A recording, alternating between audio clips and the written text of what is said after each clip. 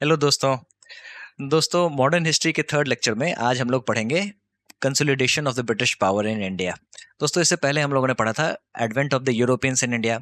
हम लोगों ने देखा था जो किस तरीके से जो यूरोपियन कंट्रीज जो हैं वो हमारे यहाँ आते हैं एज अ ट्रेडर, लेकिन आने के साथ साथ हमारे यहाँ रूल करने लग जाते हैं।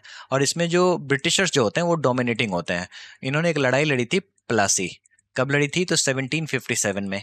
और ये लड़ाई जो थी वो बहुत ही डिसिसिव बैटल थी। हालांकि बैटल बहुत ही छोटा था लेकिन था बड़ा डिसिसिव। उसने एक बात बता दी थी, जो ये ब्रिटिशर्स जो हैं वो कहीं और नहीं जा रहे हैं, ये बस यहाँ पे आए हैं रूल करने के लिए। ठीक है। बंगाल का पहला गवर्नर बनता है रॉबर्ट क्लाइव, और बंगाल का पहला गवर्नर जनरल बनता है वॉरेन हेस्टिंग्स। इस लेक्चर में आज हम लोग ये पढ़ने वाले हैं जो कौन कौन से गवर्नर जनरल ऑफ बंगाल थे और कौन कौन से गवर्नर जनरल ऑफ इंडिया थे। देखो, विलियम बेंटिक जो है ना, ये आपको last governor general of Bengal था। अब इसी के पोजीशन को गवर्नर जनरल ऑफ इंडिया बना दिया गया, तो यानी कि ये first governor general of India भी हो गए। और यही आपके कॉम्पिटेटिव एग्जाम्स में अक्सर सवाल पूछा जाता है, तो इसको आपको याद रख लेना है। ठीक है। अब इस लेक्चर में हम लोग उन सभी चीज़ों को देखेंगे जिसको हम लोगों ने ऑलरेडी पढ़ रखा है, लेकिन ब्रिटिश के नज़रिए से देखेंगे। अब क्या क्या चीज़ें पढ़ रखी हैं, तो देखो, मेडाइवल हिस्ट्री के लास्ट वाले लेक्चर में हम लोगों ने मराठाओं के बारे में पढ़ रखा था। उसके बाद हम लोगों ने सिखों के बारे में पढ़ा, बंगाल के नवाबों के बारे में पढ़ा, एंग्लो मैसूर वॉर में मैंने मैसूर के बारे में भी आपको बताया है। ठीक है। तो इन सभी चीज़ों को हम लोग आज यहाँ पे कंसोलिडेटेड वे में देखेंगे, लेकिन ब्रिटिशर्स के नज़रिए से देखेंगे। और ये आपके कॉम्पिटेटिव एग्जामिनेशन के लिए बहुत इंपॉर्टेंट होने वाला है, क्योंकि इससे सवाल बहुत ही ज़्यादा पूछे जाते हैं। अब पढ़ेंगे कैसे वो मैं आपको बता देता हूँ। तो देखो, यहाँ पे जो सारी चीज़ें हैं, जितने भी गवर्नर जनरल्स थे, गवर्नर जनरल ऑफ बंगाल और गवर्नर जनरल ऑफ इंडिया, उनको मैंने यहाँ पे लिस्ट में दे रखा है। इंपॉर्टेंट वाले पॉइंट्स को मैंने ऑलरेडी हाईलाइट भी कर रखा है, लेकिन इसको आपको इससे रिवाइज करना है। पहले चीज़ों को समझना होगा आपको। ठीक है। तो चलिए एक एक करके चीज़ों को समझते हैं, फिर आप इस टेबल से, इस लिस्ट से रिवाइज कर लेना, और फिर हम लोग एमसीक्यू सॉल्व करेंगे। ठीक है। इस तरीके से आपका काम हो जाएगा। शुरुआत करते हैं वॉरेन हेस्टिंग से। इसको गवर्नर जनरल ऑफ बंगाल बनाया गया था। क्यों बनाया गया था? तो देखो, एक तो रेगुलेटिंग एक्ट लाया गया था 1773 में। इसी के तहत इनको, वॉरेन हेस्टिंग को, गवर्नर जनरल ऑफ बंगाल बनाया गया था। उससे पहले गवर्नर ऑफ बंगाल का पोजीशन था। ठीक है। और ये पहला स्टेप था ब्रिटिश पार्लियामेंट के द्वारा, जो ये बताता था जो अब कंपनी के एडमिनिस्ट्रेशन को कंट्रोल किया जाएगा। ठीक है। कैसे कंट्रोल किया जाएगा? तो बंगाल में बैठेगा गवर्नर जनरल, और बॉम्बे और मद्रास को इसी से कनेक्ट कर दिया जाएगा। यहाँ पे दो गवर्नर बैठेंगे। ठीक है। और हेड होगा आपका बंगाल। इतना आपको समझ में आ गया। अब गवर्नर जनरल को हेल्प करने के लिए 4 मेंबर का काउंसिल बनाया गया था, एग्जीक्यूटिव काउंसिल। ठीक है। इसके अलावा सुप्रीम कोर्ट भी बनाया गया था, जिसमें एलिजा एमपी जो थी वो पहली चीफ जस्टिस बनी थी। इंपॉर्टेंट है, याद रख लेना। ठीक है। सुप्रीम कोर्ट कब बनाया गया था? तो ब्रिटिश इंडिया का सुप्रीम कोर्ट 1774 में अस्तित्व में आया था। चलिए अब बात कर लेते हैं एक्ट ऑफ सेटलमेंट की। ये क्यों आया? तो देखो, जो भी काउंसिल मेंबर्स डिसीजन लेते थे ना, वो सुप्रीम कोर्ट के दायरे में चला आता था। जो इनको पसंद नहीं आया, तो फिर एक तरीके का सेटलमेंट चाहिए था इनको, तो फिर एक्ट ऑफ सेटलमेंट 1781 में आया, जो ये बताता था जो भाई कोई भी काउंसिल मेंबर जो कोई ऑफिशियल काम करेगा वो कोर्ट के जुरिस्डिक्शन में नहीं आएगा। इसके अलावा पर्सनल लॉज लाए गए, हिंदू लॉ, मुस्लिम लॉ। ठीक है। उसके अलावा रेवेन्यू को कंट्रोल करने के लिए भी लॉज लाए गए। इंपॉर्टेंट है, Pitt's India act competitive exams में पूछते हैं। इसमें आपको याद रखना है डबल गवर्नमेंट। ये चीजें याद नहीं होती, इसको आप ऐसे याद रखो। आप समझो दो गड्ढे हैं, पिट का मतलब होता है गड्ढा, तो दो गड्ढे बनाए गए। एक गड्ढे में आपको डाला गया जितने भी पॉलिटिकल अफेयर्स हैं उसको। ठीक है। और दूसरे गड्ढे में डाला गया जितने भी कॉमर्शियल अफेयर्स थे। पॉलिटिकल अफेयर्स को बोर्ड ऑफ कंट्रोल देखेगी, और कोर्ट ऑफ डायरेक्टर्स जो होते हैं ना, वो आपको कॉमर्शियल अफेयर्स को देखेंगी। दोस्तों, आज भी कोई कंपनी बनाओगे आप, ठीक है, तो डायरेक्टर्स की एक मतलब बोर्ड होती है जो देखती है चीज़ों को। ठीक है। तो इसी से आप याद रख लेना। तो पॉलिटिकल अफेयर्स के लिए board of control, court of director जो थी वो कॉमर्शियल अफेयर्स के लिए थी। कॉम्पिटेटिव एग्जाम्स में सवाल ये आता है जो पिट्स इंडिया एक्ट में क्या हुआ था, तो इसमें आपको ये कीवर्ड दिख जाएगा, डबल गवर्नमेंट। इसको आप दो गड्ढों से याद रख लेना, आपका काम हो जाएगा। उसके बाद एग्जीक्यूटिव काउंसिल जो थे ना, उसको 3 मेंबर बना दिया गया, यानी कि 4 मेंबर से घटा के 3 मेंबर बना दिया गया। अब बात कर लेते हैं रोहिल्ला वॉर की। उससे पहले समझो रिंग फेंस पॉलिसी, जो कि वॉरेन हस्टिंग्स के द्वारा लाया गया था। कॉम्पिटेटिव एग्जाम्स में सवाल ये आते हैं जो रिंग फेंस पॉलिसी किसके द्वारा लाया गया था, तो वॉरेन हेस्टिंग्स के द्वारा लाया गया था। अब ये होता क्या है? तो देखो, यहाँ पे बंगाल है, यहाँ पे ब्रिटिशर्स रूल कर रहे हैं, तो आसपास के जितने भी एरिया है ना, उसको ब्रिटिश क्या करती है, इस्तेमाल करती है एज अ फेंसिंग। इनको अपने में मिला के रखती है, तो कोई भी बाहर से जो खतरा आता है तो फिर फर्स्ट लाइन ऑफ डिफेंस यहाँ हो जाता है। उसके बाद ब्रिटिशर्स जाते हैं, अच्छे से लड़के खत्म कर देते हैं। तो फिर सामने वाले की शक्ति जो है वो फेंसिंग में ही कमजोर हो जाती है, इन्हीं से उलझने में कमजोर हो जाती है। उसके बाद फाइनल ब्लो ब्रिटिशर्स के द्वारा लगता है। तो ये स्ट्रेटजी अपनाई थी वॉरेन हेस्टिंग्स ने। अब बात कर लेते हैं रोहिल्ला वॉर की, जो कि 1774 में हुआ था। देखो, मैंने इससे पहले रोहिल्ला वॉर के बारे में नहीं बताया है, तो फिर मैं यहीं पे आपको बता देता हूँ। देखो, ये है अपना प्यारा भारत। आधा मैप बनाएंगे भारत का, पूरा तो नहीं बना पाएंगे, लेकिन इतना जरूर बना देंगे जो आपको कहानी समझ में आ जाएगी, ठीक है। और माफ करना यार, मैं ऐसे ही मैप बना पाता हूँ जो थोड़ा सा घटिया है, लेकिन आपको काम हो जाएगा इससे। देखो, यहाँ पे था अफगान, और रोहिल्ला जो थे ना वो अफगान मूल के थे। तो जब मुगलों का पतन हुआ, जब मुगल जो थे उन खत्म हो गए भारत से, धीरे धीरे खत्म होने लग गए, तो फिर ये यहाँ से रोहिल्ला आते हैं और यहाँ पे आके बस जाते हैं। ये एरिया ऑलरेडी अवध में था, याद करो, अवध के बारे में मैंने बता रखा है। तो फिर ये जो रोहिल्ला है ना वो अवध के पास पहुंचते हैं और बताते हैं, जो देखो इनको मराठाओं से खतरा है, मराठा इनके पीछे पड़े हुए हैं, तो फिर हमें मराठाओं से प्रोटेक्शन दे दो। तो अवध ने कहा पैसा लगेगा। कितना पैसा लगेगा? तो 40 लाख रुपीज लगेंगे। ठीक है, डील हो जाती है, डन। मराठाओं को खदेड़ दिया जाता है, मराठा वापस भाग जाते हैं। लेकिन ये रोहिल्ला जो होते हैं वो इनको 40 लाख रुपीज नहीं देते हैं। फिर अवध पहुंचते हैं, अवध के नवाब कहाँ पे? तो बंगाल। यहाँ पे मिलते हैं वॉरेन हेस्टिंग्स से और इसको पूरी कहानी समझाते हैं, जो देखो भाई ऐसे ऐसे डील था, इसने बात मानी नहीं। तो वॉरेन हेस्टिंग्स ने कहा, जब तुम चाहते क्या हो? तो उसने कहा, जब हमें रोहिल्लाओं को पीटना है, खदेड़ना है यहाँ से। तो उन्होंने कहा, जो भाई साहब जो पैसा उन्होंने डिमांड किया था वो तुम दे दो, ठीक है, और बदले में तुम्हें उस टेरिटरी को दे दिया जाएगा जो बाद में चल के रामपुर बना। इतना इंपॉर्टेंट नहीं है याद रखना, बस समझ लो कहानी, समझ लो बस कहानी, ताकि कहीं भी दिख गया तो आप आसानी से ऑप्शंस में टिक लगा दोगे, ठीक है। तो फिर यही होता है, जो डील हो जाती है डन, और वॉरेन हेस्टिंग्स ने एक टुकड़ी 40 लाख रुपए में भेज दी सेनाओं की, जाओ तुम लड़ो। यहीं पे सवाल उठ जाता है वॉरेन हेस्टिंग्स पे, क्यों? क्योंकि इसको अनएथिकल प्रैक्टिस माना जाता है, और इसको कहा जाता है जो पहली बार किसी ने कंपनी के सैनिकों को भाड़े पे लगा दिया था। देखो, कंपनी को मोनोपोली दिया था एलिजाबेथ ने, और उसने ये बताया था, जो तुम कंपनी में आर्मी तो रख सकते हो लेकिन अपने हितों के लिए रख सकते हो, तुम भाड़े पे लगाने के लिए नहीं रख सकते हो। लेकिन कंपनी तो चाहती थी प्रॉफिट, अच्छा खासा प्रॉफिट बनाना। तो फिर वॉरेन हेस्टिंग्स का इम्पीचमेंट होता है, ठीक है, और वॉरेन हेस्टिंग्स को 7 साल की लड़ाई लड़नी पड़ती है कोर्ट में, तब जाके उनको बरी कर दिया जाता है। तो ये तो था एक कारण। एक और कारण था जो हम लोग आगे देखेंगे, लेकिन अब समझते हैं फर्स्ट मराठा वॉर। देखो, मराठा वॉर के बारे में मैंने ऑलरेडी आपको बता रखा है, शॉर्ट में मैं आपको समझा देता हूँ। जो देखो हुआ यूं था, जो माधवराव जब मरा था ना, तो उसके बाद कुर्सी पे बैठना चाहा था, पेशवा की कुर्सी पे बैठना चाहा था रघुनाथ राव, लेकिन बैठ जाता है नारायण राव।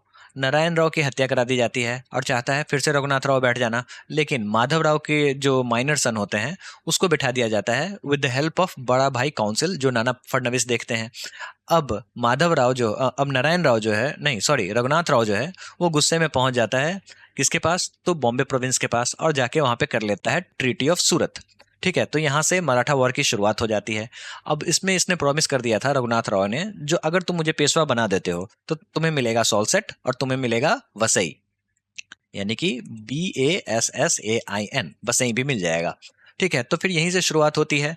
ये बात पसंद नहीं आती है वॉरेन हेस्टिंग्स को। उसने सोचा ये गलत बात है, क्योंकि मैं यहाँ ऊपर में बैठा हुआ हूँ, ठीक है, मैं हेड हूँ, ये सारी चीज़ें नीचे में हो रही हैं, बॉम्बे के स्तर पे हो रही हैं, तो फिर मुझे तो इंटरवीन करना ही पड़ेगा। वैसे ब्रिटिशर्स की हार होती है, पुरंदर में एक तरीके का कॉम्प्रोमाइज होता है, रघुनाथ राव से पीछा छुड़ा लिया जाता है, और मराठाओं के द्वारा वडगांव में भी हार होती है, किसकी? तो ब्रिटिशर्स की।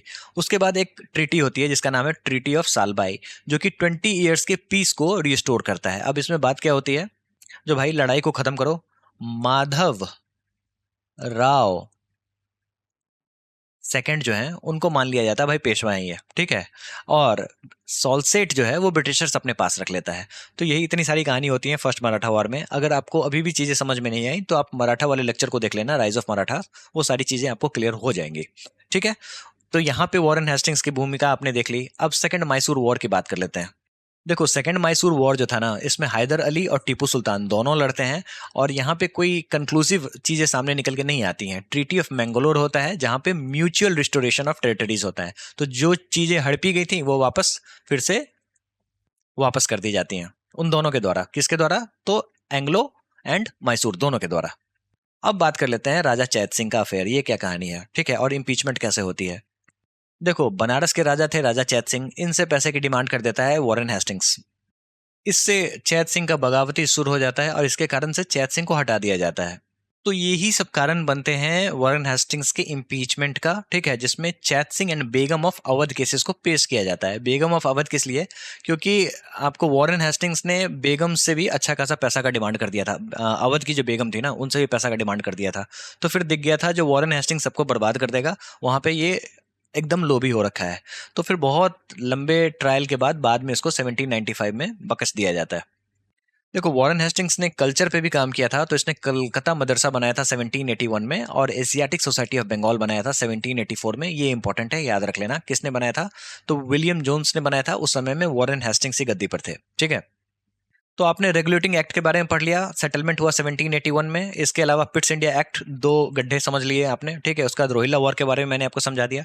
पहले मराठा वॉर के बारे में आपने ऑलरेडी पढ़ रखा है, यहाँ पे रिवाइज कर लिया हम लोगों ने। मैसूर वॉर के बारे में भी बता दिया, जो सेकंड मैसूर वॉर जो था, जो इंडिसिसिव बैटल था। उसके बाद चैत सिंह की कहानी मैंने आपको समझा दी, महाराजा बनारस जो थे। उसके बाद आपको अवध की बेगमों के साथ भी पैसा वसूलने के लिए जिसका रवैया था वो भी गलत था, इम्पीचमेंट होता है। उसके बाद एशियाटिक सोसाइटी ऑफ बंगाल की स्थापना 1784 में विलियम जोन्स के द्वारा की जाती है। तो यही सब भी बातें पूछी जाती हैं वॉरेन हास्टिंग्स से लेके रिलेटेड एग्जाम में। अब बात कर लेते हैं लॉर्ड कॉर्नवालिस के बारे में, ठीक है। देखो, कॉम्पिटिटिव एग्जामिनेशन के लिए कॉर्नवालिस से जुड़ी हुई जो भी चीजें हैं ना, वो मैं आपको यहाँ पे बता देता हूँ। देखो, थर्ड मैसूर वॉर इसने लड़ा था। थर्ड मैसूर वॉर के बारे में मैंने ऑलरेडी बता रखा है आपको, जिसमें टीपू सुल्तान की बहुत ही बड़ी हार होती है और इसको आधा सा से भी ज्यादा अपना टेरिटरी दे देना पड़ता है। किसको? तो ब्रिटिशर्स को। इसके दो बच्चों को भी कैद कर लिया जाता है, ठीक है। और ये जो टेरिटरी दी जाती है वो दी जाती है ट्रीटी ऑफ सेरिंगपट्टनम के अंतर्गत, ठीक है। समय याद रख लेना 1992। यहाँ पे आपको क्रोनोलॉजी पे ध्यान रखना है, क्योंकि ये बहुत इंपॉर्टेंट है, आपको ऑप्शन एलिमिनेट करने में मदद करेगा और रिवीजन करने में भी आपको बहुत काम आएगा। कॉर्नवालिस कोड बहुत ही इंपॉर्टेंट है। इसने क्या किया था ना, जो जुडिशियल रिफॉर्म्स लेके आए थे ये, इन्होंने क्या किया था, जो जस्टिस और रेवेन्यू है दोनों को अलग अलग कर दिया था। सिविल जस्टिस और रेवेन्यू एडमिनिस्ट्रेशन दोनों अलग अलग हो जाओ, अलग तरीके से काम देखो, ठीक है। इसके अलावा कोर्ट में इन्होंने हायरार्की भी बनाई थी, जैसे प्रोविंशियल लेवल पे कोई और, डिस्ट्रिक्ट लेवल पे कोई और, सबसे ऊपर में कोई और, ठीक है। और रूल ऑफ लॉ पे बहुत ही ज्यादा जोर दिया था। परमानेंट सेटलमेंट बहुत इंपॉर्टेंट है, इसको हम लोग अलग से भी देखेंगे जब हम लोग देखेंगे जो किस तरीके से इकोनॉमिक चीजें ब्रिटिशर्स के द्वारा स्टैब्लिश की गई। वैसे परमानेंट सेटलमेंट ऑफ बंगाल के बारे में समझ लो, ये क्या था ना, जो इसको जमींदारी सिस्टम भी कहते हैं। क्यों? क्योंकि यहाँ पे जमीन के मालिक जो होते हैं वो जमींदार होते हैं। हुआ यूं था, जो देखो, ये है हमारा भारत का पेनिनसुलर इंडिया, यहाँ पे है बंगाल। बंगाल में क्या हुआ था ना, इन्होंने जमींदारी प्रथा बना दी थी।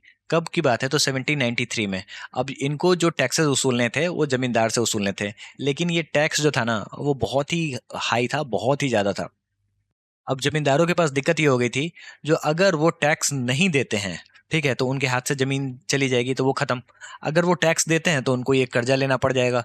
तो फिर जमींदारों की स्थिति एकदम बेकार हो गई थी, अच्छी बात नहीं थी। किसानों की स्थिति तो बेकार थी ही थी, ठीक है, क्योंकि जमींदार जो थे फिर वो किसानों पे लाठीचार्ज करते थे, पीटते थे उसको, जो भाई तुम और दो, टैक्सेस दो, ठीक है। तो ये अपने आप में बहुत ही ज्यादा एक्सप्लॉयटेशन था। लेकिन जमींदारों की भी स्थिति कुछ अच्छी नहीं थी, क्योंकि इनकी भी अपनी मजबूरी थी, क्योंकि ऊपर से ब्रिटिशर्स जो थे वो बहुत ही ज्यादा टैक्स मांगते थे, ठीक है। तो इस तरीके से एक तरीके से पेजेंट एक्सप्लॉयटेशन हुआ। यूरोपनाइजेशन ऑफ एडमिनिस्ट्रेशन की बात कर लेते हैं। तो देखो, इंट्रोडक्शन ऑफ सिविल सर्विसेज इनके द्वारा किया गया था, लेकिन ये पोस्ट जो था ये यूरोपियंस के लिए था, ठीक है। नीचे वाले जो पद होते हैं जैसे चपरासी वगैरह, उसके लिए इंडियंस का इन्होंने हायर किया था, लेकिन जो सबसे ऊपर वाले पोजीशंस होते थे ना, उसमें इन्होंने यूरोपियंस को ही हायर किया था। तो बस अगर इतनी चीजें अगर आपने याद रख ली तो फिर काम चल जाएगा। यहाँ पे स्वयं श्री कॉर्नवालिस जी आपको याद करा रहे हैं। सी फॉर कॉर्नवालिस कोड आप याद रख लेना, सी फॉर कोर्ट याद रख लेना, सी फॉर सिविल सर्विसेज याद रख लेना, सब दिमाग में परमानेंटली सेटल कर लेना, यानी कि परमानेंट सेटलमेंट 1793 में इसी के द्वारा लाया गया था, ठीक है। इतना चीजें अगर आपने याद कर ली तो काम आपका हो गया। सिविल सर्विसेज, कोर्ट, ठीक है, और परमानेंट सेटलमेंट, ये सबसे मेन है। इसके अलावा third Mysore war treaty of Srirangapatnam, Cornwallis code हम लोगों ने देख लिया, ठीक है। और Europeanization of administrative machinery and introduction of civil services, तो ये थे आपके कॉर्नवालिस। अब आते हैं जॉन शोर।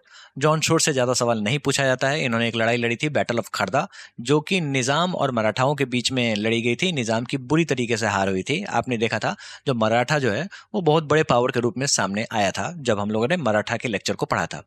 लॉर्ड वेलेस्ली की बात कर लेते हैं, तो ये कह रहे हैं वेल अलायंस करेगा, और इस तरीके से मुस्कुरा रहे हैं। वो इसलिए मुस्कुरा रहे हैं क्योंकि ये जो अलायंस जो था ना, वो किसी भी स्टेट की सोवेजनिटी को खत्म कर देगा। मतलब कोई भी फैसले वो ले ही नहीं सकता। क्यों? सबसे पहले समझो सब्सिडरी अलायंस क्या होता है, जो कि लॉर्ड वेलेस्ली के द्वारा लाया गया। कब लाया गया? तो 1798 में लाया गया। इंपॉर्टेंट है, पूछ देते हैं क्रोनोलॉजी में। देखो उस समय में ब्रिटिशर्स जो थे ना, वो बड़े पावर की ओर उभर रहे थे। तो ये क्या करते थे, वो पहुंचते थे किसी प्रिंसली स्टेट के पास और उसको बोलते थे जो तुम आओ हमारे साथ सब्सिडरी अलायंस करो। इससे क्या होगा, तो फिर तुम्हें सेना रखनी नहीं पड़ेगी, आपकी टेरिटरी के प्रोटेक्शन की जिम्मेदारी हमारी, लेकिन जो खर्चा होगा वो आप बेयर करोगे। और एक बार आपने सब्सिडरी अलायंस साइन कर लिया तो फिर आप बाहर भी नहीं जा सकते।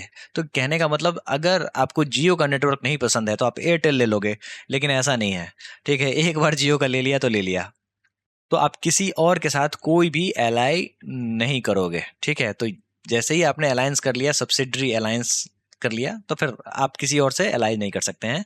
अगर आपको करना भी है तो कंपनी का कंसेंट लेना पड़ेगा। कंपनी आपको कोई कंसेंट देने जा नहीं रही, ठीक है।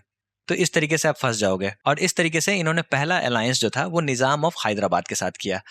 क्या होगा जब आप मना कर दोगे, जो भाई मैं नहीं कर रहा आपके साथ अलायंस, तो फिर वो आप पे अटैक करेंगे, आपकी टेरिटरी को वैसे भी कब्जा कर लेंगे। तो इसी डर से इन्होंने, बहुत लोगों ने अलायंस कर भी लिया। तो फिर वेलेस्ली क्या करते थे, एक ब्रिटिशर्स को आपको प्रिंसली स्टेट के कोर्ट में बिठा देते थे। इसलिए बिठा देते थे ताकि वो नजर रख सके जो क्या गतिविधियां चल रही हैं। तो सारी सोविजनिटी खत्म, यानी कि संप्रभुता जो थी, जो भी फैसले ले सकता था एक स्टेट, वो बिल्कुल खत्म। और लॉर्ड वेलेस्ली से सबसे ज्यादा सवाल यही पूछा जाता है, ठीक है। उसके अलावा इसने फोर्थ मैसूर वॉर किया था। दोस्तों फोर्थ मैसूर वॉर में आपको पता होगा जो टीपू सुल्तान की मृत्यु हो जाती है और पूरा का पूरा मैसूर जो है वो हड़प लिया जाता है। और जो वाडेयार डायनेस्टी से हैदर अली ने इसको बनाया था, मैसूर के एम्पायर को बनाया था, वो सारी खत्म कर दी जाती हैं और वाडेयार डायनेस्टी के ही एक माइनर रूलर को एज अ पपेट बैठा दिया जाता है और उसके साथ सब्सिडरी अलायंस कर लिया जाता है, ठीक है। उसके बाद तंजौर का एनेक्सेशन होता है, सूरत का एनेक्सेशन होता है, कर्नाटक का एनेक्सेशन होता है। लेकिन सबसे इंपॉर्टेंट है ट्रीटी ऑफ बसई, जो कि पेशवा बाजीराव सेकंड के द्वारा किया जाता है। और हुआ क्या था, जो पेशवा बाजीराव सेकंड जो है, ये वेलेस्ली के पास जाके सब्सिडरी अलायंस कर लेता है। और इस पे जो बाकी के जो मराठा सरदार होते हैं, मराठा कॉन्फेडरेसी होते हैं, वो कहते हैं बस निकल गई हवा, अब बस से बसई याद रख लेना, ठीक है। इसको कहते हैं ट्रीटी ऑफ बसई, जो कि सब्सिडरी अलायंस था एक बेसिकली। यहाँ भी मराठा का इंडिपेंडेंस जो है वो खत्म हो जाता है और ये सेकंड मराठा वॉर का कारण बनता है। क्यों? क्योंकि बाकी के जो मराठा कॉन्फेडरेसीज जो थे वो ये बात पसंद नहीं कर रहे हैं, जो पेशवा बाजीराव सेकंड जाके ब्रिटिशर्स के साथ हाथ मिला ले रहा है और उनसे सब्सिडरी अलायंस कर ले रहा है, ठीक है। कब की बात है ये भी इंपॉर्टेंट है, 1802 याद रख लेना, ठीक है। अब बात कर लेते हैं सेकंड मराठा वॉर की। तो जो लोग नाराज चल रहे थे, जैसे सिंधिया, भोंसले और होलकर, 1803 में, ठीक है, बगावत कर देते हैं। बोले कि नहीं ऐसा नहीं होगा, हम तो ब्रिटिशर से लड़ेंगे क्योंकि हमारा भी एम्पायर काफ़ी बड़ा है। लेकिन होता क्या है, जो ब्रिटिशर्स जो होते हैं वो उनको दिल्ली, आगरा और large part of central India में हरा देते हैं और ये पूरा का पूरा एरिया जो है उस पर ब्रिटिशर्स का कंट्रोल हो जाता है। तो लॉर्ड वेलेस्ली जो है ना, उनके ऊपर में सबसे ज्यादा सवाल ये आता है सब्सिडरी अलायंस, ठीक है। तो अलायंस और वेलेस्ली दोनों में डबल एल लगा हुआ है, अलायंस और वेलेस्ली, इस तरीके से याद कर लेना। कब होता है? तो 1798 में होता है। पहला निजाम ऑफ हैदराबाद जो होता है वो सब्सिडरी अलायंस पे साइन करता है। फोर्थ मैसूर वॉर ये लड़ते हैं, टीपू सुल्तान की यहाँ पे मृत्यु हो जाती है। सेकंड मराठा वॉर होता है जो कि मराठा कॉन्फेडरेसीज के खिलाफ होता है। इसके अलावा तंजौर, सूरत और कर्नाटक में भी ये अपनी पहुंच बनाते हैं। और ट्रीटी ऑफ बसई, यानी कि बस निकल गई हवा, इससे जितने भी मराठा कॉन्फेडरेसी जो हैं वो नाराज हो जाते हैं। तो पहले ट्रीटी ऑफ बसई होता है 1802 में, उसके बाद सेकंड मराठा वॉर होता है 1803 में। बस ये याद रख लेना, यहाँ पे उल्टा हो गया है। चलिए बात कर लेते हैं सर जॉर्ज बारलॉ के बारे में। बारलॉ इज इक्वल टू वेल्लोर, ऐसे याद रख लोगे तो काम हो जाएगा, क्योंकि इनके ऊपर में एक ही सवाल पूछा जाता है, जो वेल्लोर म्यूटिनी जो हुई थी उस समय में कौन था गद्दी पे बैठा हुआ। ठीक है, तो बंगाल की गद्दी पे बैठा हुआ था गवर्नर जनरल जॉर्ज बारलॉ। ठीक है, ये पहला सेपोई रिवोल्ट था, यानी कि 1857 की क्रांति से पहले 1806 में पहला सेपोई रिवोल्ट हुआ था, वेल्लोर म्यूटिनी। याद रख लेना, पूछते हैं सवाल। ठीक है, इसमें हुआ क्या था ना, जो इन्होंने ब्रिटिशर्स ने एक रूल बना दिया था, जो अब मुस्लिम जो है ना उनको दाढ़ी हटानी पड़ेगी, शेव करना पड़ेगा, और हिंदुओं को कहा था जो तुम सर पे तिलक नहीं लगा सकते। ठीक है, इसके अलावा अब तुम पूरे ब्रिटिशर्स बन जाओ, इस तरीके से सर पे चमड़े का एक कॉकेट लगाओ, जिसको कहते हैं लेदर कॉकेट। ठीक है, तो ये बात इन लोगों को पसंद नहीं आई थी, और इस तरीके से पहला सेपोय रिवोल्ट हुआ था 1806 में वेल्लोर में। ठीक है, उस समय में गद्दी पे थे बारलॉ, बारलॉ से वेल्लोर, ऐसे याद रख लोगे, काम आपका हो जाएगा। लॉर्ड मिंटो के बारे में बात कर लेते हैं। लॉर्ड मिंटो के बारे में महाराजा रंजीत सिंह जो पंजाब के उस समय में रूलर थे, उन्होंने कहा था जो नेपोलियन के डर से मिंटो ने मिंटो में संधि कर ली। ठीक है, तो मिंटो ने मिंटो में संधि कर ली, ये आपको याद रख लेना है। कहानी क्या है, जो उस समय में ऐसा है, जो यूरोप में नेपोलियन बहुत बड़े पावर के रूप में उभर रहा था, तो उसको लग रहा था, लॉर्ड मिंटो को लग रहा था, जो वो पर्शिया अफगानिस्तान के रास्ते, रसिया होते हुए बेसिकली, ठीक है, वो हमारे भारत में भी घुसेगा नेपोलियन। तो फिर क्या किया जाए, तो उधर आपको नॉर्थ में, देखो ये अपना मैप है,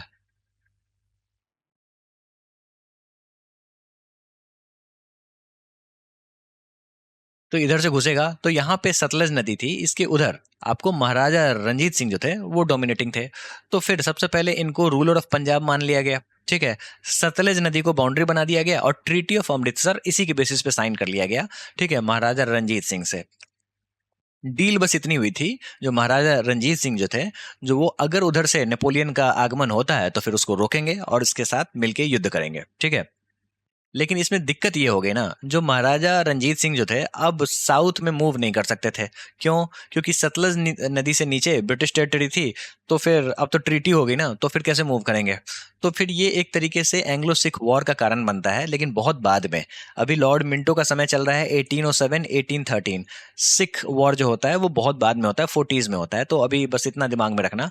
कारण ये था, जो ये आपको साउथवर्ड मूवमेंट कर ही नहीं सकते थे, वहां पे एक्सपेंशन कर ही नहीं सकते थे, तो इस कारण से चीजें हुई। बस अभी आपको याद रखना है, जो लॉर्ड मिंटो ने महाराजा रंजीत सिंह के साथ संधि की थी, किस लिए, तो नेपोलियन के डर से मिंटो में संधि कर ली थी। ठीक है, लॉर्ड हेस्टिंग के बारे में बात कर लेते हैं। इनके ऊपर में भी ज्यादा सवाल नहीं आता है, आता है यार, आता है, इसलिए तो मैंने हाईलाइट किया है, पॉलिसी ऑफ पैरामाउंसी।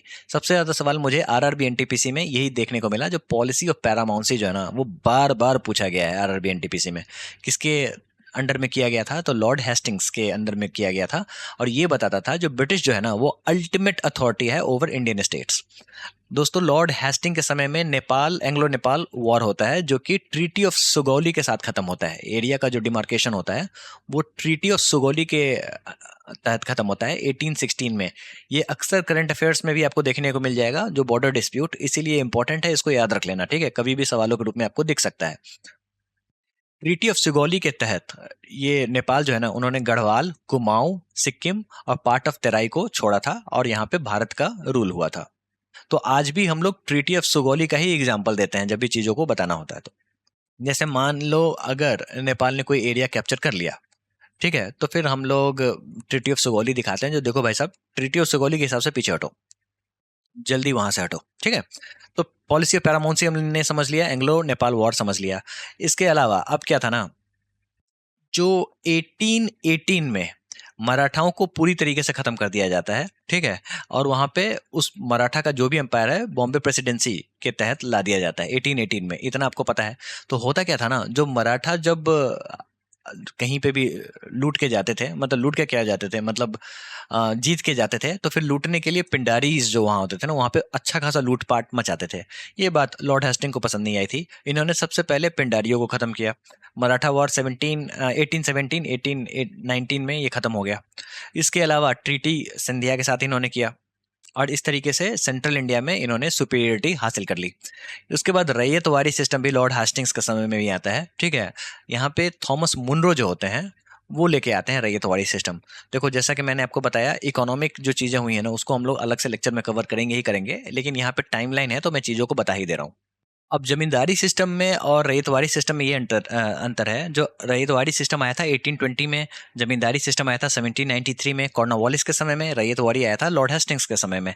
अब इसमें क्या होता है ना, जैसे मान लो ये आपका पेनिनसुलर इंडिया है, तो इस वाले एरिया में रैयत सिस्टम आया गया था, रैयत। तो यहाँ पे जो फार्मर्स होते हैं ना, उन्हीं को ये मेन लैंड होल्डर बना दिया जाता है, इन्हीं से कर वसूला जाता है। तो ये चीज था आपका रैयतवाड़ी सिस्टम में। लेकिन अगेन कर इतना ज्यादा था ना, जो फार्मर हमेशा एक्सप्लॉइटेड फील करते थे, परेशान होते थे। दोस्तों अब बात कर लेते हैं लॉर्ड आर्महेस्ट के बारे में। 1823 से लेके 1828 तक का इनका पीरियड था। एक ही सवाल इनके ऊपर में आता है, जो इन्होंने ट्रीटी ऑफ यांडबो की थी। यांडबो से आप बोडो याद रख लेना, इस पे बाद में आते हैं, पहले ये समझो जो इन्होंने ये इस तरीके से आम क्यों दिखा रखा है। तो इनकी पॉलिसी थी act east policy, look east policy, act east policy, जो आजकल न्यूज़ में आप सुनते हो, मोदी जी गवर्नमेंट जो बात करते हैं।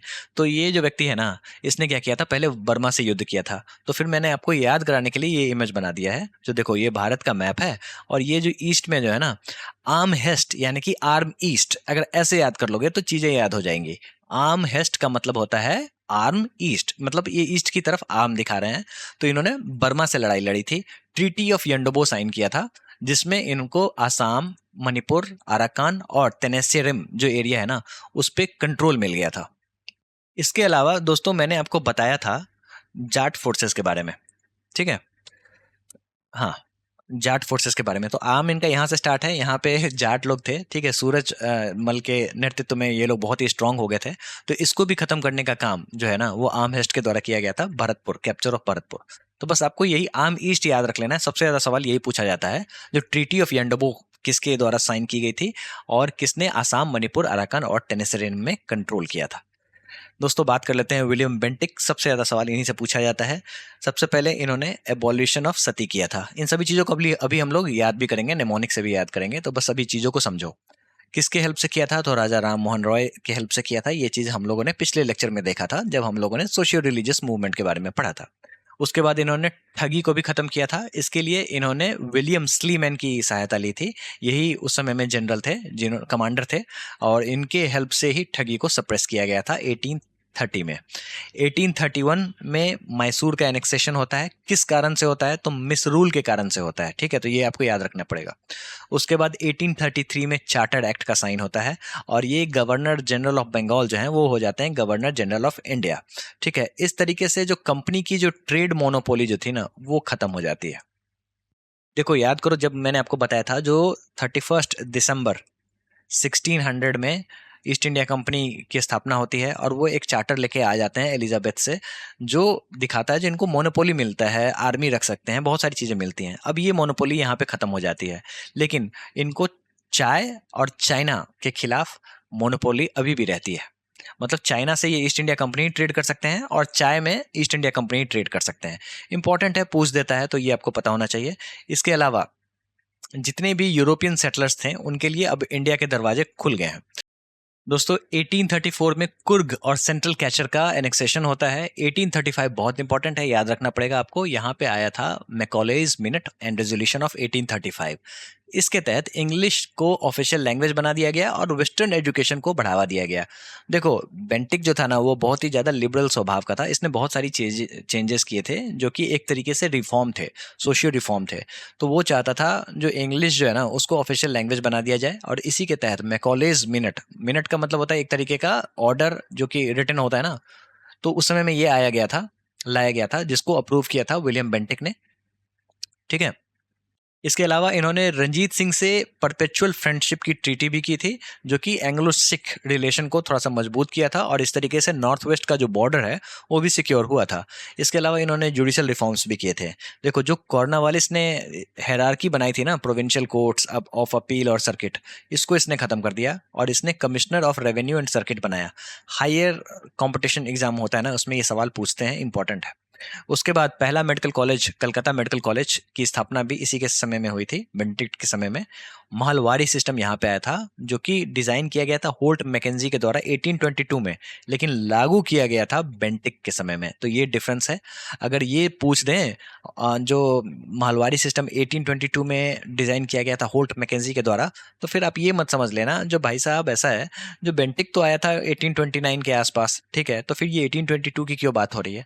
देखो उसी समय में इसको डिजाइन कर लिया गया था, लेकिन बेंटिक के द्वारा इसको लागू किया गया था। कहाँ पे लागू किया गया था, तो north west province, Punjab and central India.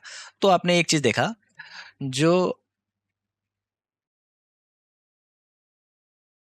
अगर मान लो ये इंडिया का मैप है, बुरा मत मानना यार मैप को लेके, ठीक है, तो यहाँ पे आपको आया था महालवारी सिस्टम। अब महल क्या होता है ना, जो पूरा का पूरा विलेज होता है उसी को महल बोला जाता है। तो पूरे विलेज से यहाँ पे टैक्स वसूले जा रहे हैं। यहाँ पे आया permanent settlement. Permanent settlement Lord Cornwallis के द्वारा 1793 में लाया गया। अब यहाँ पे क्या था, तो जमींदार बनाया गया था और जमींदार से कर्ज वसूला जा रहा था, लेकिन जमींदार की भी हालत पस्त कर दी गई थी, इतना ज़्यादा टैक्स था। तो फिर जमींदार जो था वो पेजेंट पे लाठियाँ चलाते थे और बहुत ही ज़्यादा ऑप्रेसिव था। नीचे मद्रास में लाया गया था आपको रैयतवारी सिस्टम। अब रैयत कौन थे, तो डायरेक्ट जो फार्मर्स थे ना उनको रैयत बना दिया गया था, उन्हीं से डायरेक्ट कर वसूला जा रहा था। लेकिन यहाँ भी टैक्सेशन इतना हाई था जो ये भी फ्रूटफुल नहीं था, इससे भी दिक्कतें आई थी। तो ये ओवरऑल आपका लैंड रेवेन्यू सिस्टम था, जिसके बारे में हम लोग आगे पढ़ेंगे, ठीक है। तो अभी क्या पढ़ने वाले हैं, तो अभी पढ़ने वाले हैं बेनेडिक्ट का सटायर। अब ये क्या होता है सटायर, दोस्तों आपको याद रखना है, S for Sati abolition 1829, A for administration.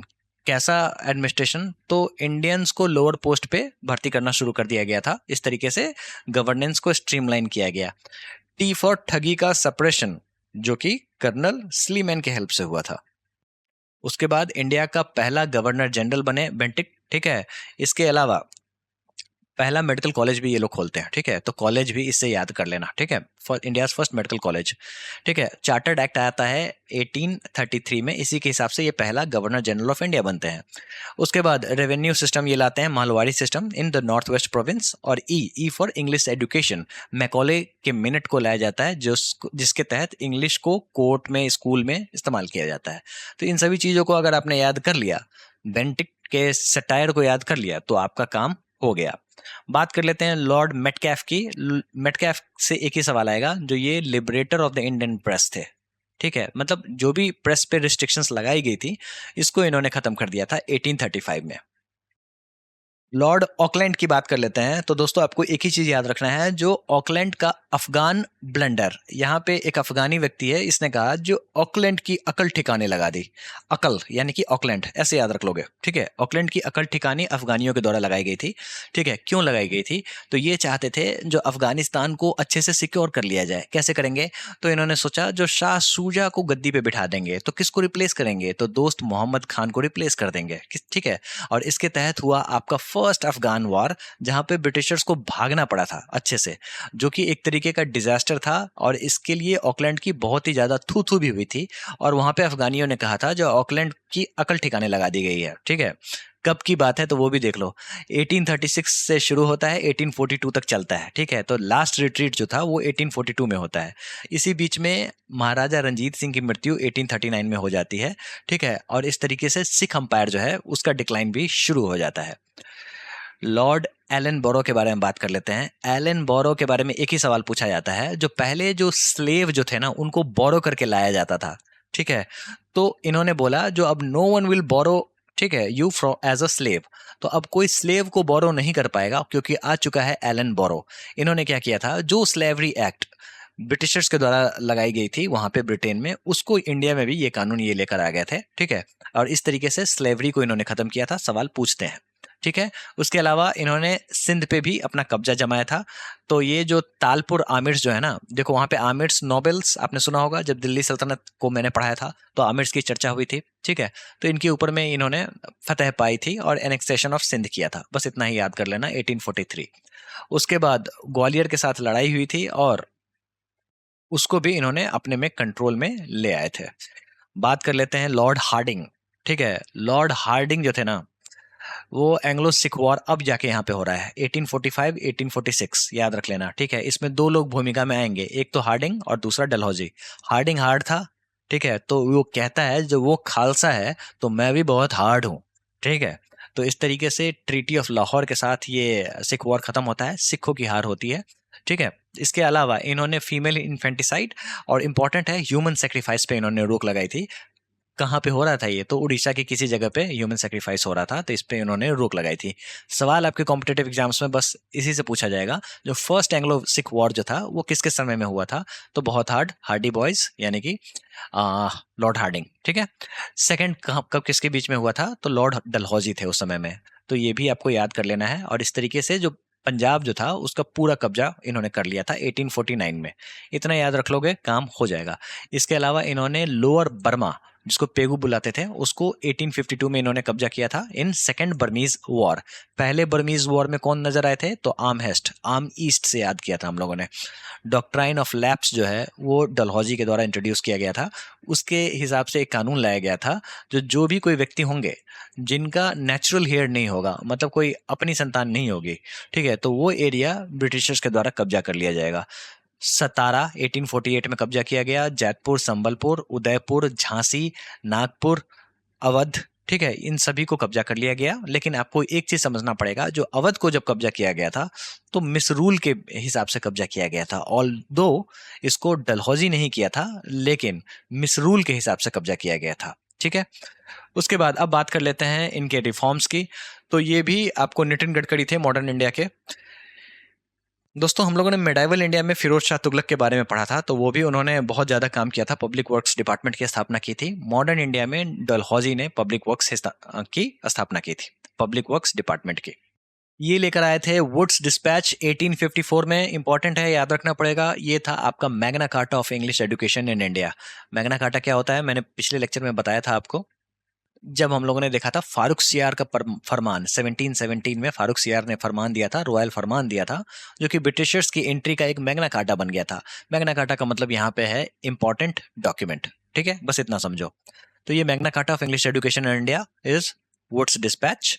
ये मॉडर्न एजुकेशन सिस्टम की नींव रखता है, और एंग्लो वर्नाकुलर स्कूल्स खोले जाते हैं, गवर्नमेंट कॉलेज खोले जाते हैं, और यूनिवर्सिटीज खोले जाते हैं। ठीक है, यूनिवर्सिटीज एक्ट आपको कर्जन के समय में आता है, तो अभी बस उतना नहीं याद रखना है, बस इतना समझो, जो 3 जगह यूनिवर्सिटीज खोले गए थे, कलकत्ता, बॉम्बे और मद्रास, इन 1857। ठीक है, विडो रिमैरिज एक्ट लाया जाता है 1856 में, लीगलाइज्ड विडो रिमैरिज। ठीक है, और यहाँ पे ईश्वर चंद्र विद्यासागर का एफर्ट बहुत ही ज्यादा लगता है। तो आपने एक चीज देखा होगा, जो राजा राम मोहन रॉय जो थे वो लेके आए थे सती प्रथा, मतलब सती प्रथा को हटाया था उन्होंने विलियम बेंटिक की मदद से। यहाँ पे डलहौजी की मदद से ईश्वर चंद्र विद्यासागर जो हैं वो विडो रिमैरिज एक्ट जो है वो बनवाते हैं, ताकि महिलाओं का उत्थान हो सके। ठीक है, उसके बाद इंफ्रास्ट्रक्चर की बात कर लें, तो देखो डलहौजी के बारे में ये सारे सवाल पूछे जाते हैं। जो इन्होंने रेलवे मिनट बनाया था, जिसके तहत Bombay to Thane railway line चली थी, 34 किलोमीटर की ये लाइन थी, 1853 में ये चली थी। ठीक है, इसके अलावा इन्होंने टेलीग्राफ भी लगाया था, 4000 माइल्स ऑफ लाइंस को बिछाया था, कलकत्ता, बॉम्बे, मद्रास और पेशावर, ये सारे कनेक्ट हुए थे। पोस्टल रिफॉर्म्स भी इन्होंने किया था, पोस्ट ऑफिस एक्ट भी बनाया गया था। उसके बाद गैंजेस कैनाल बनाया गया था, जो कि उस समय में वर्ल्ड का लार्जेस्ट इरिगेशन कनाल हुआ था। ठीक है, उस समय की बात हो रही है। और पब्लिक वर्क्स डिपार्टमेंट बनाया था। इन सभी चीज़ों को याद करने के लिए मैंने एक छोटा सा निमोनिक्स बनाया है। यहाँ पे आपको दिख रहा है डल झील, और बगल में दिख रहा है हाउस, यानी कि डल हौजी, इसे याद रख लेना, डल लेक एंड हाउसेस। इतना अगर आपको ऑलरेडी याद हो ही चुका है, ठीक है, तो अब सिर्फ चीज़ों को समझो। यहाँ पे ट्रेन चल रही है, कौन चलवाने वाला है? तो ये चलवाने वाला है आपको डलहौजी। इतना आपको याद हो गया। यहाँ मैंने ट्रेन वाला पार्ट मेंशन नहीं किया है, बस आप समझ लेना, बॉम्बे टू थाने डलहौजी के समय में ही ट्रेन चली थी। इसके अलावा यहाँ पे जो बच्चे हैं ये वुड लगा के ट्रेन को रोक रहे हैं। ठीक है, क्यों? क्योंकि इनको पढ़ना है। पढ़ना है, कैसे पढ़ेंगे? तो वुड्स डिस्पैच जो है ना, ये मैग्ना कार्टा था इनके लिए। ठीक है, इसके अलावा विडो का रिमैरेज हुआ था, तो ये जो विडो है वो देख रही है जो किस तरीके से मेरा रिमैरेज हुआ है। ठीक है, तो ये आगे आगे ट्रेन के चल रही है, कहीं मर ना जाए। उसके बाद पब्लिक वर्क्स डिपार्टमेंट जो है वो भी डलहौजी के द्वारा बनाया गया था, और कैपिटल को शिमला शिफ्ट कर दिया गया था, ये भी इंपॉर्टेंट है, समर में। ठीक है, तो समर कैपिटल शिमला को बनाया गया था, वो भी मैंने यहाँ पे मेंशन कर दिया है। तो पब्लिक वर्क्स डिपार्टमेंट और शिमला एज समर कैपिटल।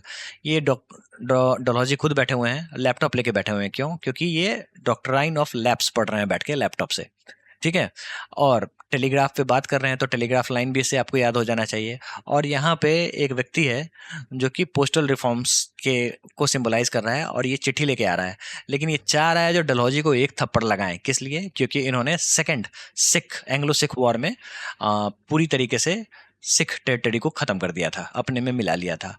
अगर इतनी चीजें अगर आपने याद कर ली तो आपका काम हो जाएगा।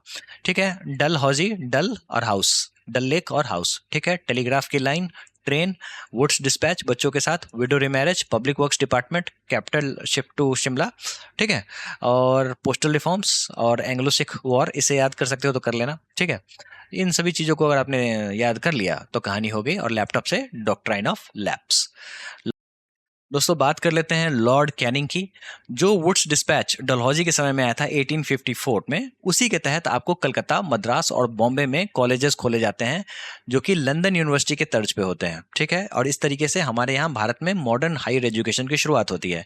इसके अलावा आपको लॉर्ड कैनिंग के समय में 1857 का युद्ध होता है, जो हमारा नेक्स्ट लेक्चर होगा, उसमें चीज़ों को हम लोग समझेंगे। आपको कैनिंग से कार्टेज याद रख लेना है। कार्टेज का मतलब, ये कार्टेज बहुत बड़ी भूमिका निभाता है रिवॉल्ट ऑफ 1847 में। ठीक है, तो इसको हम लोग आगे देखेंगे। उसके अलावा सी फॉर कॉलेजेस, 3 यूनिवर्सिटीज खुलती हैं कलकत्ता, मद्रास और बॉम्बे में 1857 में। ठीक है, तो इसी के तहत अब ये सारी चीजें आपको लिस्ट में मिल जाएंगी, इसी से आप रिवाइज कर लेना। ठीक है, चलिए अब सवालों को देख लेते हैं फटाफट। रॉबर्ट क्लाइव जो थे वो पहले गवर्नर जनरल ऑफ बंगाल थे। बात सही है गलत है? तो बिल्कुल गलत है, पहले गवर्नर थे, गवर्नर जनरल नहीं थे। William Bentinck was the first governor general of India, बिल्कुल सही बात है, यही तो थे। ये last governor general of Bengal थे और इसके साथ साथ first governor general of India भी थे। तो यानी कि आपका दूसरा स्टेटमेंट ही सही है, बाकी गलत है। Who led the Banaras rebellion against the Britishers? Raja Chait Singh.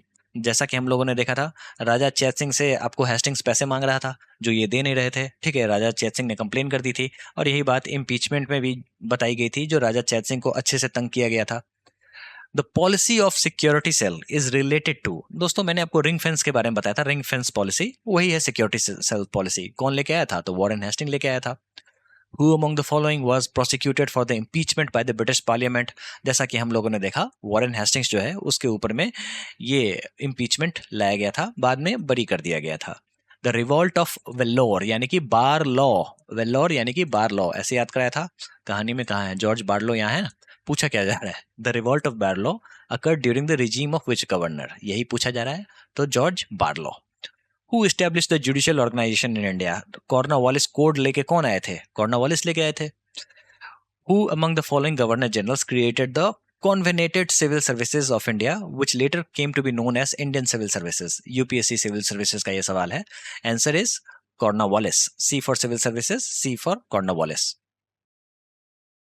The first Maratha sardar to accept the subsidiary alliance of Lord Wellesley was Bajirao. बस निकल गई हवा, मतलब treaty of Bassein. Who among the following was associated with the suppression of thugs? ठगी को किसने खत्म किया था? तो दोस्तों कैप्टन स्लीमैन ने किया था और उस समय में विलियम बेंटिक थे गद्दी पे। Sati system was abolished by William Bentinck. Raja Ram Mohan Roy का बहुत ही बड़ा योगदान था इस चीज के लिए। The ruler of which of the following states was removed from power by the British on the pretext of miss governance? Awadh के जो राजा थे ना, उनको मिस गवर्नेंस के आधार पे हटा दिया गया था। ठीक है, स्ट्रेटजी थी आपको डॉक्ट्राइन ऑफ लैप्स वाली, लेकिन मिस गवर्नेंस के अधिकार पे के आधार पे इसको हटाया गया था। तो ये आपको याद रखना है। ठीक है, जो अभी हम लोग पढ़ेंगे 1857 का रिवॉल्ट, तो उसमें ये जो चीज इवेंट जो है ना, ये बहुत बड़ी भूमिका निभाएगा।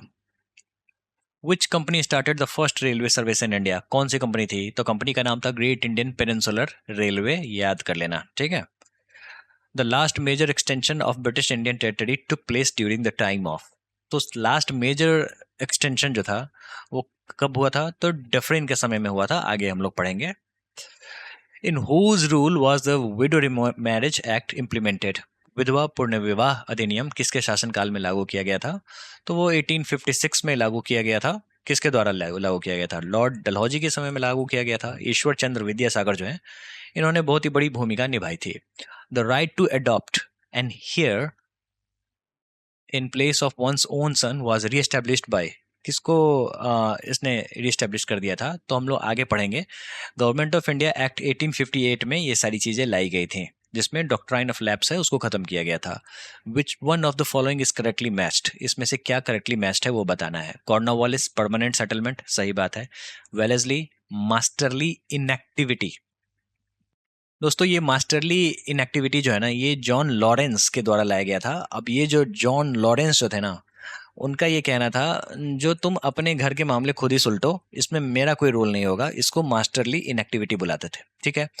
लॉर्ड डलहौजी सब्सिडरी अलायंस, बिल्कुल गलत है। ठीक है। उसके बाद लॉर्ड कैनिंग जो है, ये foundation of Indian national Congress नहीं, लॉर्ड डफरिन के समय में किया गया था, जो हम लोग आगे पढ़ेंगे।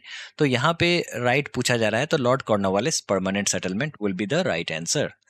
Which of the following is not correctly matched, इसमें से क्या करेक्टली मैच नहीं है।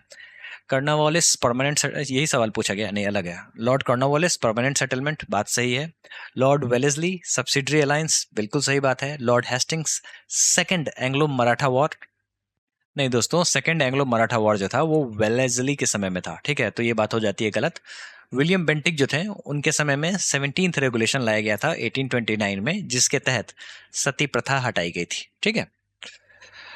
Who started ryotwari system, ryotwari प्रणाली की स्थापना किसने की थी? तो रयतवाड़ी प्रणाली की स्थापना थॉमस मुनरो ने की थी। ठीक है। कहाँ पे की थी? तो मद्रास प्रेसिडेंसी में की थी। और रैयत किसको माना गया था? तो फार्मर्स को माना गया था। ठीक है, तो यही सारी चीजें आपको पता होनी चाहिए। इसी के साथ आपका consolidation of British administration in India का पार्ट 1 खत्म हो जाता है। पार्ट 2 कब होगा? तो देखो, अब जब सीरीज ऑफ इवेंट्स में चीजें ऐड होंगी, जैसे अभी हम लोग पढ़ेंगे ट्राइबल रिवॉल्ट्स, पेजेंट रिवॉल्ट्स, उसके बाद 1857, उसके बाद Indian national Congress, national movement, तो फिर से आपको पार्ट 2 लाया जाएगा वाइस रॉय के पॉइंट ऑफ व्यू से, जहां पे आपको सारी चीजें एक साथ रिवाइज करा दी जाएंगी। ठीक है, तो मिलते हैं नेक्स्ट लेक्चर में, and I wish you best of luck for examination. Thank you.